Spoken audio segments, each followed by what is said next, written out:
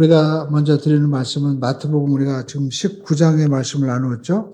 여러분 19장의 말씀을 이렇게 읽다 보니까 하나님께서 19장을 통해서 또 우리들에게 주시는 그 주제의 말씀을 우리가 주시더라고요. 특별히 가정에 대해서도 말씀을 하셨어요. 바리새인들이 이혼에 대해서 어떻게 생각하냐라고 물어보니까 결론적으로 주님께서 모세가 이렇게 이혼 증서를 써가지고 이혼하게 한 것은 너희들의 마음이 완악하게 그렇게 되어서 그렇게 한 거지 하나님께서 짝지어주신 것을 나누지 마라라고 말씀을 하는 거예요. 그래서 저한테는 무엇보다도 우리가 서로 부부간에 마음을 좀 너그럽게 가져야 된다라는 겁니다. 사실 저도 제 아내가 있지만 저도 100% 마음에 들진 않았습니다. 지금은 그냥 의리로 살고 있어요. 근데 그 전에 제가 어떤 마음에 감동을 주셨냐면 하나님이 마음 가운데 네 딸이라고 한번 생각해봐라. 그래서 제가 그 생각을 하니까 달리 보이는 거예요. 만약에 내 딸이라면 어떡할까. 그래서 그때부터는 모든 것을 율법적으로 잘했냐 잘못했냐 따지기 전에 딸이라고 생각하니까 그럴 수도 있겠지. 그런 너그러운 마음이 생기게 되었습니다. 그래서 우리가 모든 사람들을 바라볼 때 우리가 너무 율법적으로 바라보지 말고 우리가 은혜로 우리가 바라볼 수 있었으면 좋겠습니다. 제가 2부 때도 말씀드렸지만 요즘에 그 강호중 씨인가요? 뭐 가수 김호중 씨인가 그분 사람들이 얘기를 또 많이 하고 또 개 훈련시키고 하던 그분도 요즘에 여러 가지 이렇게 얘기가 많은데 저는 그런 생각을 해봤어요. 사람들이 온전히 그렇게 막 환호하다가 온전히 또 문제가 생긴다고 막 이렇게 손가락질을 우리가 이렇게 막 하고 이러는데 우리 마음 가운데 우리는 어떤가 자신도 우리가 한번 바라볼 수 있었으면 그러면 좋겠다. 그런 생각을 또 우리가 해보았습니다. 그래서 또 한편으로는 김우중인가 이런 사람들 한때는 다 교회도 다니고 신앙생활 하는 분인데 내 교회 성도라면 어떡할까. 그런 마음으로 바라보면 참 안타깝더라고요. 그래서 사람은 누구나 다 또 실수도 하고 또 이런 것인데 우리가 하나님 앞에도 우리가 정직하게 또 행동하고 물론 착하게 선하게 해야 되지만 실수할 때 또 어떻게 할 것인가 그런 또 생각을 또 해봤어요.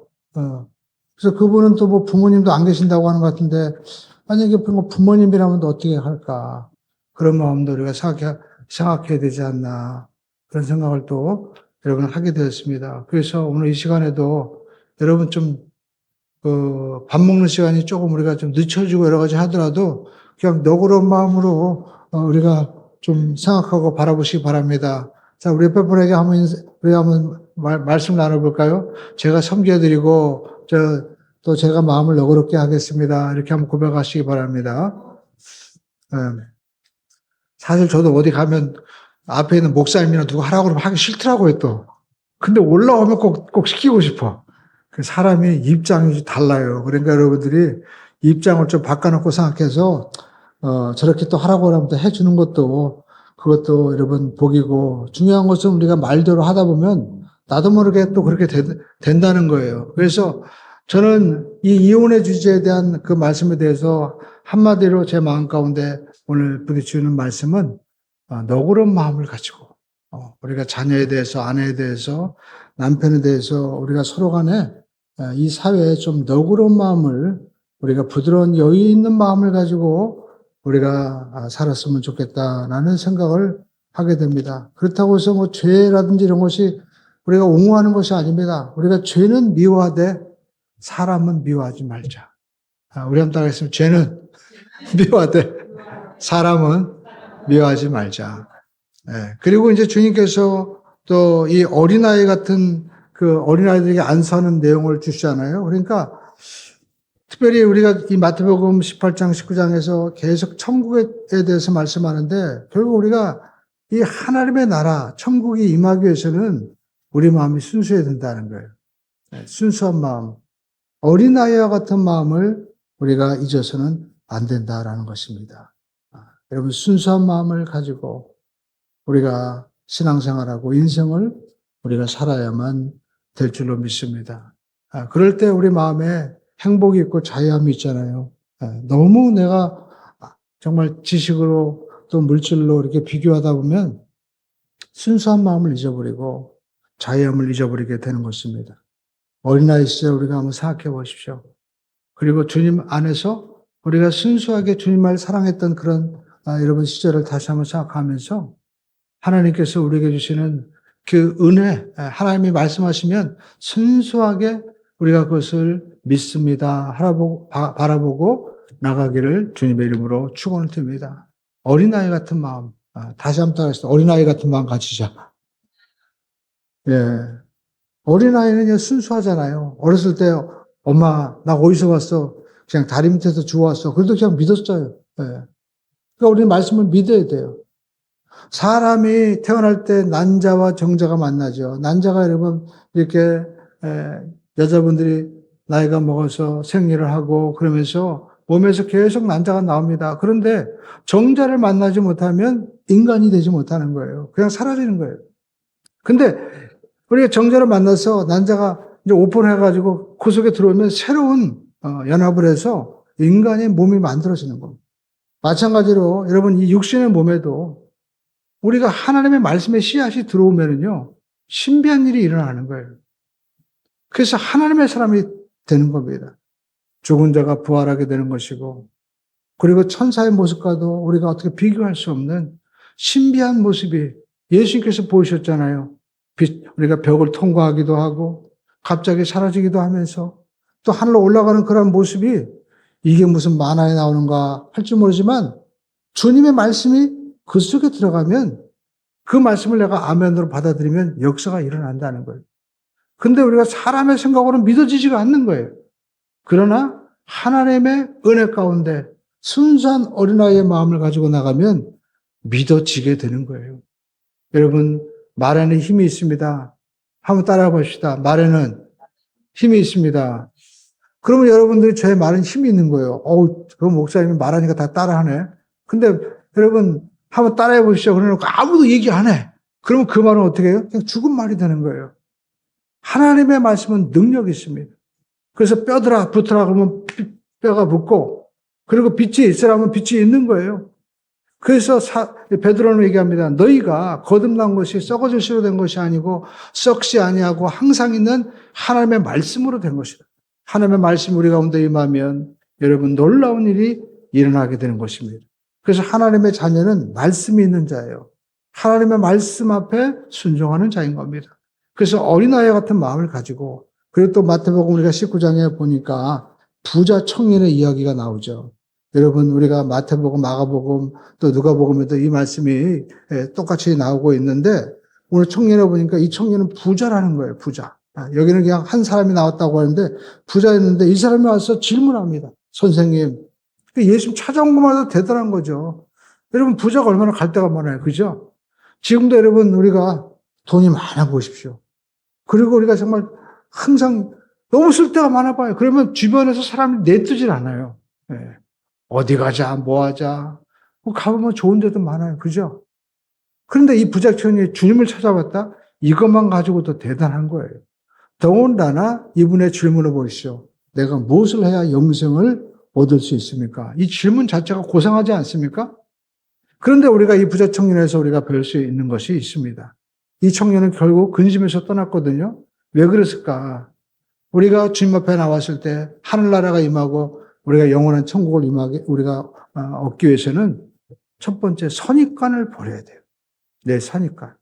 이 부자 청년은 5계명부터 다 지켰다고 얘기합니다. 그러니까 내가 모든 걸 다 했기 때문에 이제 하나만 더 하면 주님께서 다 아시니까 야, 이제까지 너 참 잘해왔구나. 이거 하나만 더 하면 너 하늘나라에 들어갈 수 있다. 아마 그렇게 기대했을 거예요. 그러나 오늘 주님께서 전혀 엉뚱한 얘기하는 겁니다. 모든 것을 버리고 나를 따르라는 거예요.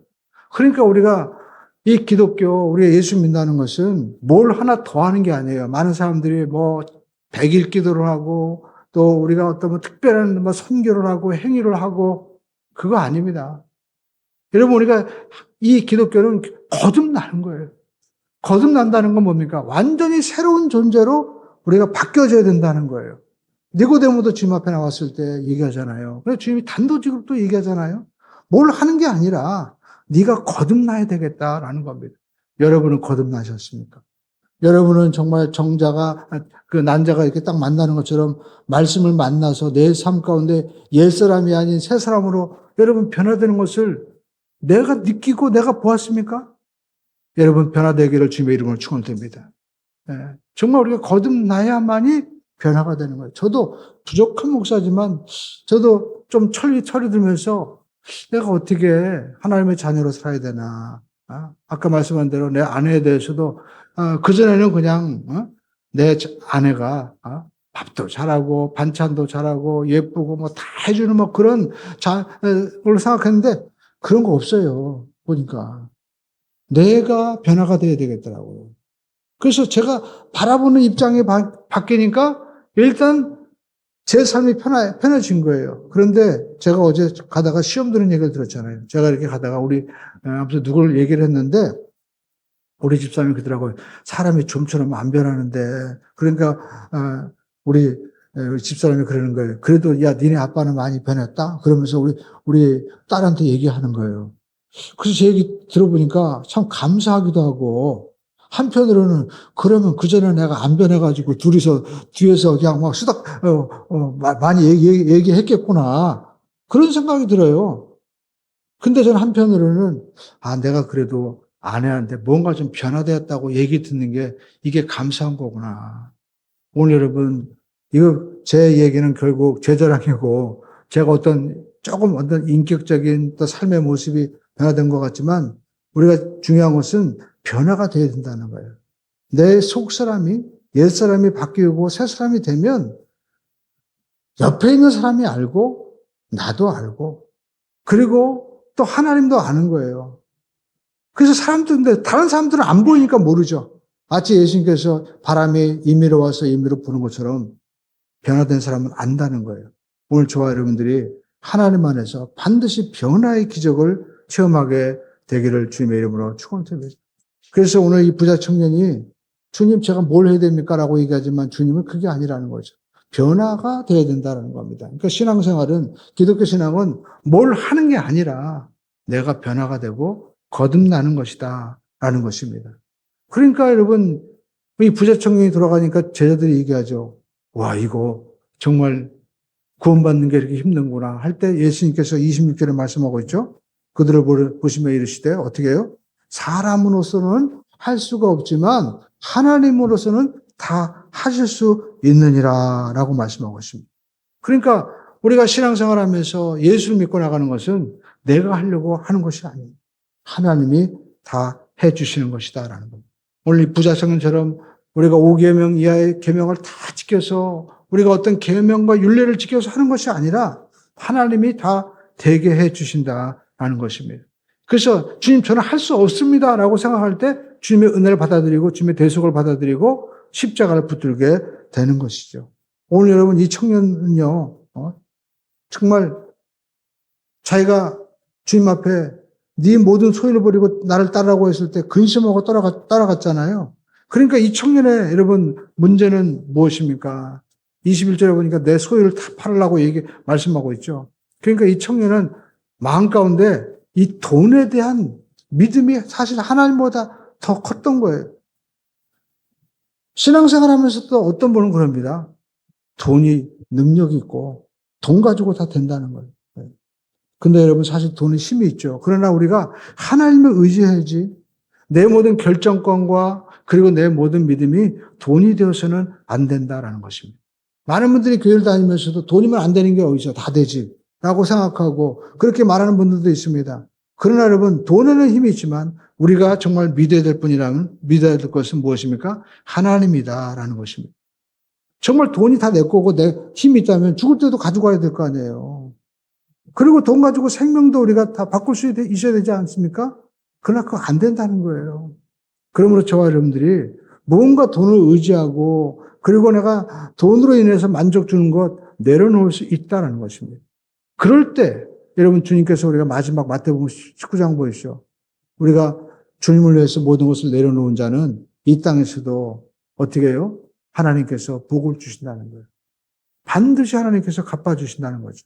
그리고 우리가 이 마태복음 19장의 이 청년에서도 배울 수 있는 것은 천국에 들어가는 거 내가 결정하는 것 아니다라는 겁니다. 누가 결정하는 거예요?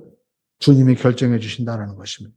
결국 우리는 십자가를 붙들어야 된다는 겁니다. 사도 바울이 어떤 분이었습니까? 우리가 성경에 보니까 사도 바울은 지금으로 말하면 아주 최고의 학부를 나온 분들, 고대어와 현대어를 능통한 사람이었습니다. 더군다나 당시 최고의 철학자였고, 그리고 또 산헤드린 공회원이라고 얘기하는데 지금으로 말하면 아주 권력의 핵심에 있는 그런 분이었어요. 그러나 이분이 고백하는 것이 있습니다. 우리가 고린도전서 1장 18절에 보니까 십자가의 도가 멸망하는 자에게는 미련한 것이고, 그리고 구원을 받는 우리에게는 어떻게 해요? 하나님의 능력이라고 얘기하잖아요. 그러면서 유대인은 표적을 구하고 헬라인은 지혜를 찾지만 우리는 예수님께서 십자가에 못 박힌 것 외에는 전하지 않는다는 거예요. 오늘 저와 여러분들이 예수님의 십자가만을 주장하는 이 사도 바울의 고백을 우리가 잘 들어가야 됩니다. 왜? 그는 예수님의 십자가 못 박힌 것 외에는 아예 알지 아니하기로 작정을 했냐 이것입니까? 그것은 예수님만이 우리의 모든 죄를 다 대속해 주신 분이고 예수님을 통해서만이 하나님의 나라에 들어갈 수 있다라는 것입니다. 예수님 자신이 요한복음 14장 6절에 말씀하셨습니다. 따라하겠습니다. 예수께서 이르시되 내가 곧 길이요 진리요 생명이니 나로 말미암지 않고는 아버지께로 올 자가 없다. 예. 예수님께서는 또 그리고 십자가를 지라고 말씀하는 거예요. 오늘 여러분 예수님이 청년에게 야, 너 제일 좋은 교회 나가라. 너 그리고 어떤 분을 만나라. 또 어떤 모임에 들어가라. 어떤 일을 해서 너 훈장을 받아라. 그렇게 얘기하지 않았습니다. 여러분 어떤 훈장이나 어떤 유명한 모임에 가라는 것도 아니고 예수님은 단도직입적으로 내 모든 소유를 팔고 십자가를 지고 나를 따르라 라고 말씀하고 있죠. 예수님 십자가 지라고 얘기하는 거예요. 여러분 우리가 십자가 진다는 건 뭡니까? 가장 가깝고 그리고 사랑하는 사람들로부터 오히려 버림받을 수도 있는 거예요. 저도 목회자가 됐을 때 목회자의 길로 간다고 했을 때 친구들이 다 떠났습니다. 직장에서 여러분 그런 경험해 보셨죠? 내가 예수 믿는다고 고백하고 정말 진지하게 밥을 놓고 기도하는 순간 너 교회 다니냐? 하면서 어떨 때는 승진에서도 제외시킬 수도 있고 어떤 또 자기들 모임에서부터 왕따를 시킬 수도 있는 거예요. 오늘 여러분 예수님께서는 십자가를 지라고 분명히 말씀을 하고 있는 것입니다. 세상에서 버림받을 수도 있는 거예요. 그러나 그 십자가를 지는 길이 천국을 향해서 가는 길이고 십자가를 져야만이 반드시 부활이 있다라는 것입니다. 그러므로 저와 여러분들이 여러분 예수님께서 야, 너 착한 일을 많이 해라. 너 뭔가 좋은 일을 많이 해서 사람들에게 인정받아야 돼. 교회가 세상에서 뭐 인정받아야 돼. 이거 아닙니다. 주님은 단도직입적으로 말합니다. 십자가를 져라. 그러면 주님이 책임져 주시는 거예요. 오늘 여러분 천국은 우리가 사람이 어떤 유명한 철학과 방법으로 정하는 것 아닙니다. 사람은 호흡이 끊어지면 하루아침에 다 사라지는 연약한 존재인 겁니다. 모든 것을 정하시는 분은 바로 전능하신 하나님이십니다. 예수님께서 하라고 하는 대로 우리는 해야만 되는 거예요. 그리고 오늘 이 부자 청년에서 우리가 배울 수 있는 것은 여러분 주님이 오늘 이 부자 청년에게 십자가를 지고 나를 따라고 했을 때 등을 돌렸죠. 22절을 보시죠. 함께 읽어보겠습니다. 그 청년이 재물이 많음으로 이 말씀을 듣고 근심하여 갔다라고 말씀하고 있죠. 그러니까 여러분 우리가 여기서 알 수 있는 것은 예수님께 십자가, 이 예수님에게 등을 돌린 인생은 결국 슬픔밖에 없다라는 것입니다. 유다는 예수님을 배반하고 등을 돌렸을 때 결국 그는 자기의 목숨을 스스로 끊는 영적인 자살, 육신의 자살로 끝나버리고 말았다는 것입니다. 어쩌면 우리 인류도 마찬가지일 겁니다. 우리가 하나님께 등을 돌리고 우리가 간다면 우리의 모든 인류의 길은 스스로 죽음의 길로 가는 거예요. 왜냐하면 그 예수님이 바로 구원자이시고 그 예수님이 하늘 보좌를 버리고 이 땅에 우리를 영원한 생명을 주기 위해서 오신 영원한 행복을 주기 위해서 오신 바로 하나님의 아들이십니다.